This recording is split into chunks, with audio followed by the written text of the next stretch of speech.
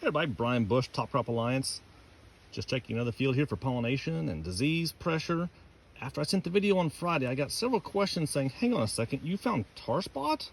How widespread is this? Well, just once again here, this is tar spot. You know, kind of rub on that, lick it, rub it on there, doesn't go away. So this is actually a little bit in the southern part of our territory, outside of Westport now. So we're finding across the whole area here, even in fields have not had a history of tar spots. So tar spots here, gray leaf spots present.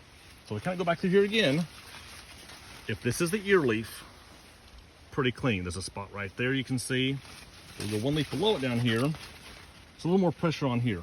More gray leaf spot on here. So our next question, of course, is, okay, so how far along are we on pollination? Well, you're always going to have some variability in the field.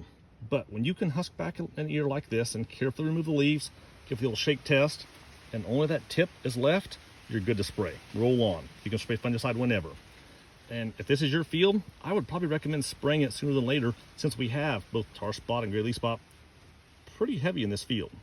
Now contrast that, here's more of a runt plant, a little bit later emerger. So you can see here, we only have about half of the kernels that have been pollinated.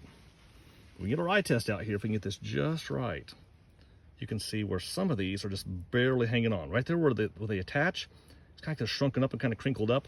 That's a sign that that one is actually recently pollinated. So that one will be a pollinated kernel. If all the ears in the field look like this, I would probably wait till the end of the week before I would spray. If it's completely gone, like the previous one, I'd spray it anytime. Last thing we need to cover is what diseases, what fungicide to use based on the diseases we have out here. So gray leaf spots in every field. Tar spots becoming more common. Northern corn leaf blight is not hard to find, but it's not quite as prevalent as the other two. So what fungicide should you use? If you look at this screenshot right here, and I'll put a link to it in the description. This is a sheet from the Crop Protection Network, which is all the university extension pathologists, giving you a rating for those key diseases here. I like to focus on the tar spot, the gray leaf spot, and the northern corn leaf blight ratings when picking my fungicides. I'm not here to tell you which one to buy. You know, there's plenty of good products out here, but take this sheet with you when you go to talk to your retailer, your trusted provider there, and make sure to ask the right question and get pricing based off of the diseases you're concerned about.